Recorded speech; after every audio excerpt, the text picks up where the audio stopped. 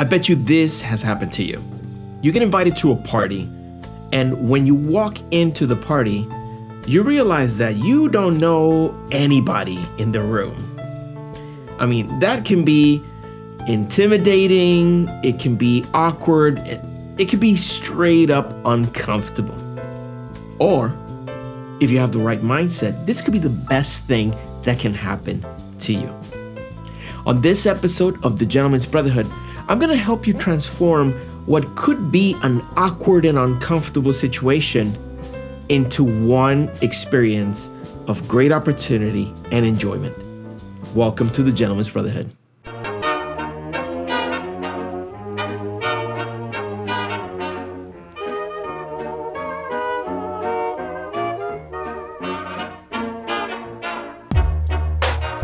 Welcome to the Gentleman's Brotherhood. This is a program dedicated to helping you become a better man today. I am your host, Juan Sepulveda. Thank you for spending a little bit of time with me discussing this topic. You see, for as long as I can remember, I've been an outgoing individual.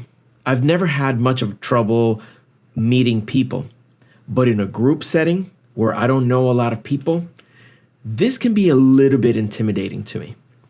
And as I've grown older, I've been involved in more organizations and different business opportunities that require me working the room, going around, getting to meet people, getting to take and transform complete strangers into contacts, friends, business partners, etc.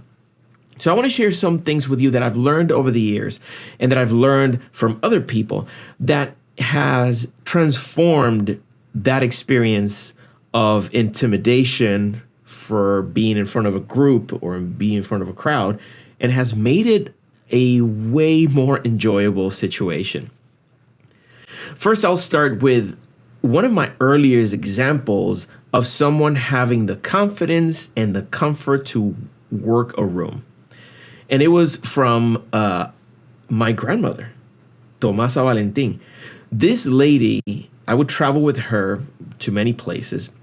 But one thing that I always remember fondly is how she had no trouble whatsoever engaging in a conversation with complete strangers. We could be at the line at the bank, and she would talk to the person behind her. Or we could be at the supermarket, and she would engage with a conversation with the person at the register. Or a memorable moment that I'm sure my father would remember, we were at a restaurant sitting at a table, enjoying a meal, and she turned around and started speaking to the people from the table next to us. My dad was mortified, but she had no barriers when it came to meeting complete strangers and transforming them into friends. This is obviously an example that I would want to emulate without embarrassing my dad, obviously. So I wanted to start by sharing one very recent example for me. I was recently invited to be a part of a educational program in my community. It was the School of Government for the city of Kissimmee. And this is a program open for people who want to learn more about the government, who want to explore the possibility of getting involved in a civic capacity in their city. And it was a group of maybe 30, 40 individuals. The first day that I show up, obviously, it's a room full of people. Fortunately, there were at least two people within this group that I knew. So that eases up that initial resistance. So the first thing to do here, of course, is to reach to those individuals and say hello. But I would have missed out on great opportunities and great connections if for the remainder of the program, which lasted over 9 weeks, if I had limited my interactions to only the people that I knew. And what I want to convey to you is the importance of learning how to be more comfortable with getting to interact with people that you perhaps don't know and transform those into friendships or partners, collaborators, whatever you want to call it. So here was my approach. Every single week, whenever we met, although I was becoming more comfortable with a group of them, there were a couple of people that I started getting to know better, starting to find things in common.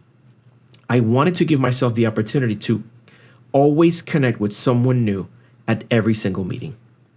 And you might think, oh my God, you're putting yourself in an even more difficult situation. You're already dealing with people that you don't know. Why wouldn't you just stick with the people that you've gotten to meet already? I could have done that, but that would have been part of me settling into my comfort zone, me feeling more comfortable. In this case, it would have been more advantageous for me to take that same energy and meet someone that I haven't met before and get to explore that kind of connection. First, I want to share with you some of the benefits of working the room. You may say, Juan, what do you mean by working the room? What I mean is interacting with as many people in a room as possible. In a business setting, getting to interact with as many participants of a meeting can help you solve problems better. It can help you get to know the strengths and weaknesses of the rest of the team. In a party, you may get to know someone or get to be introduced to someone who you would otherwise have missed. Expanding your group of contacts, your group of friends, is important, of course, but here you want to give yourself an opportunity not to miss on a potential connection with another individual. The more you get to do this, the more you get to work a room, the easier it becomes. It's less awkward. You become more acquainted with interacting with strangers. And I'm going to share some easier tips on how to get this done later in this episode. If you think about interacting with strangers, some people see this as a painful interaction. It's almost akin to getting hurt because it's so awkward, it's so uncomfortable.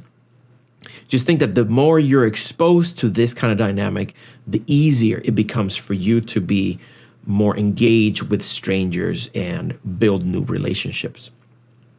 This all reminds me of an episode of The Simpsons where they had a song that said, "A stranger is just a friend you haven't met." That never escaped my mind. I always remember that. Whenever I'm in a room of strangers, I remember that song. A stranger is just a friend you haven't met. And it's true. Every single person that you know today, other than your family, was a stranger at some point. But life had its way and was able to connect you. And now they're no longer strangers, they're your friends or your acquaintances. One thing that I did that helped me tremendously in getting rid of that fear of engaging with strangers was to be part of a group called Toastmasters. If you've heard of Toastmasters before, if this is something that sounds interesting to you, I highly recommend it. It's an organization where people come together to practice the art of public speaking. And through the dynamic and the system that they've developed, it helps you be more at ease standing in front of a crowd or standing in front of strangers and having a conversation with them.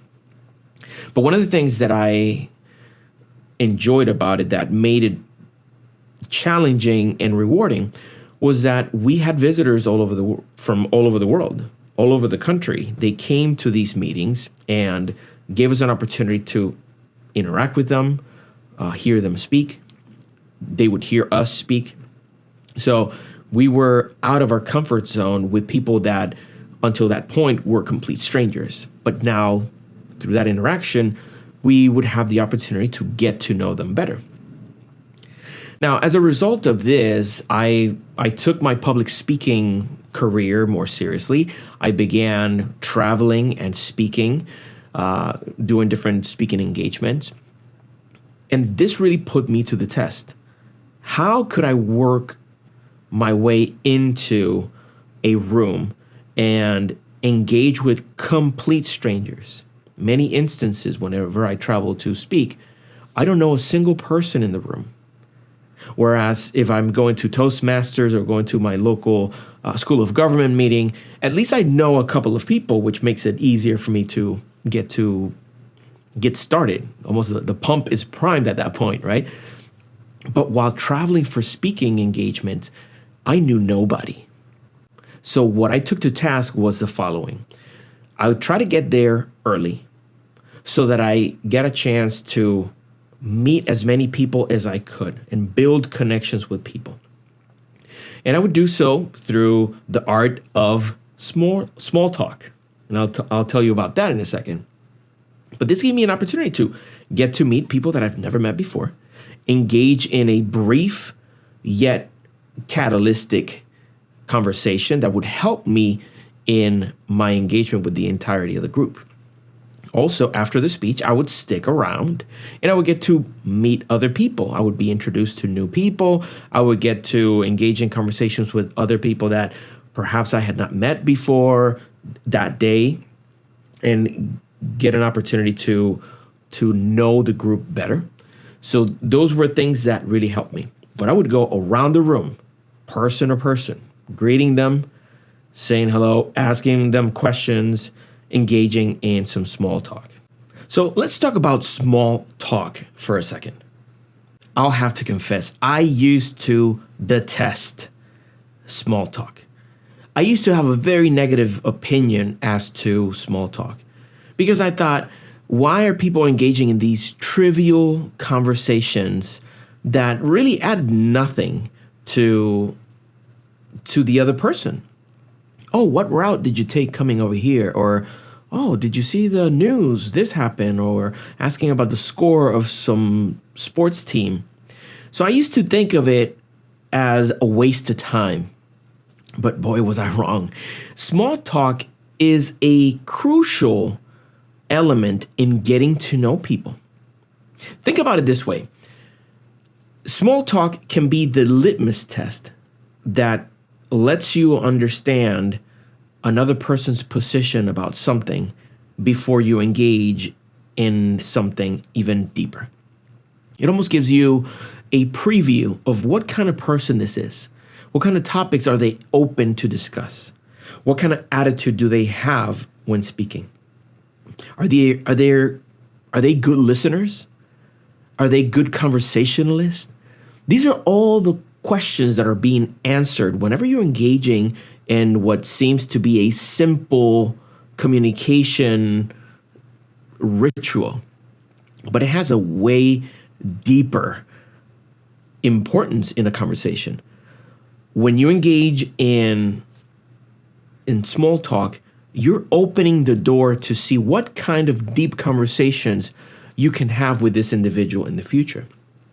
I'm going to link to an article on Forbes about the benefits of small talk, and I'll share some of those with you right now. They describe that small talk opens the door to finding common ground, getting to understand if you have any shared interests with the other person. So instead of just going in cold and bring a topic that could be controversial or could be difficult to deal with, here you are, through a series of questions and answers and little exchanges, you get to see, is this a conversation that this person would enjoy? Will this be a topic that would be good for us to have? Another opportunity that it gives you is that it improves your active listening skills. Now, the operative word here is active, because one thing is for you to listen to another person. Another is for you to actively listen. The main difference here is that you're really engaged in listening, understanding, and formulating a series of engaging questions or that can probe further into the topic. So there are people that are just not good listeners. They'll bob their head while they're looking at you, or they make that sound. Does that bother you? Yeah. And then they're not even listening. Sometimes they're just formulating whatever thing they're going to say to you, as opposed to really engaging and asking further details. So that helps you figure out what kind of conversations you can have with that individual. Another benefit that small talk has is that it helps you work that muscle of social discomfort. When you perhaps used to be uncomfortable engaging in small talk with other people, the more you get to do it, the better at it you get. and the less anxiety that you'll experience when communicating with people that you haven't met yet. And like I said before, the final benefit that is lined up in the article is that it lays the groundwork for even deeper, more meaningful conversations. Even if you can't have those conversations at that very moment, when you meet again, at least you are familiar with whatever common ground you guys have. And then you can engage in a conversation that perhaps is more meaningful, more engaging, more exciting. So small talk has amazing benefits that you can enjoy in the process of working the room. Now, I'm going to give you some examples of small talk. Different things, different words, different questions that can serve as prompts for you to dig deeper into the connection you may have with another individual. The first one I already mentioned, traffic. Inevitably, this happens, especially when there's an age gap between the people that are meeting. There's always that question. Oh, how did you get here? What route did you take? Or did you just fly in? What airport? That kind of transportation communication may seem simple at first, but like we said before, it lays the ground for deeper, more profound conversations. The weather. I live in Florida, and trust me, it's easy for me to bring up the weather and start a conversation where I'm either complaining about the heat or complaining about how cold it got all of a sudden. So those are some of the examples that you can use. And here's how it would look. If you greet an individual, hey, how you doing? Oh my God, isn't it hot today? I expected it to be a little bit colder. I think I overdressed.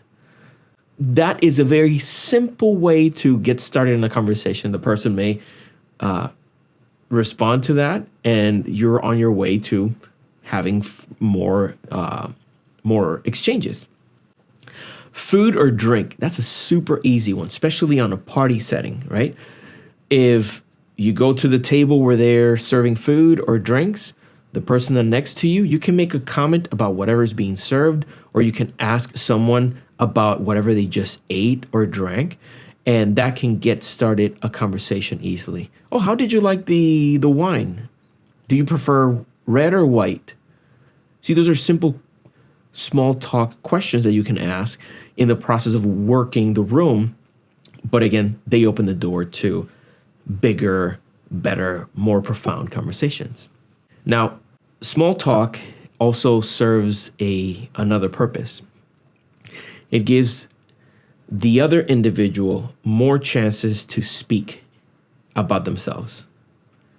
Let's admit it. Most people we come across, they love talking about themselves. They love telling you about their kids. They love telling you about their life story, their travel, their adventures, you name it. People love the sound of their voice. Let them. Let them speak about themselves, because that gives you more places for you to plug in another question or get to know them better, and then engage in a proper dialogue. So I hope these have been tips that can help you whenever you find yourself in a similar situation where you don't know a lot of the people in the room. You can more confidently go in, put some of these tips to the test, and finally get to meet one of these strangers and transform them into a friend, into a colleague, into a partner, whatever it is that you're looking for. If you found this program to be informative, you enjoyed it, please do us a favor and make sure that you share this with someone else. There are a lot of people out there that are completely frightened to encounter themselves in a situation where they don't know anybody. These tips can help them break the ice, get to meet new friends, and who knows, maybe meet the right person for their lives. So make sure to share this. And I want to thank all of you who have been supporting this show by becoming members of our Patreon group. If you go to patreon.com/Juan Sepulveda, you get to gain early access to all the videos and audios that come through the Gentlemen's Brotherhood. We give you access to behind the scenes information. We even make you a part of the decision making of what topics we're going to discuss in future episodes. So if that sounds like something you would enjoy, please make sure to go to patreon.com Juan Sepulveda and consider joining our group of supporters. So I hope all of this has been helpful to you, and I hope to see you here again next time. And until then, I wish you courage and courtesy.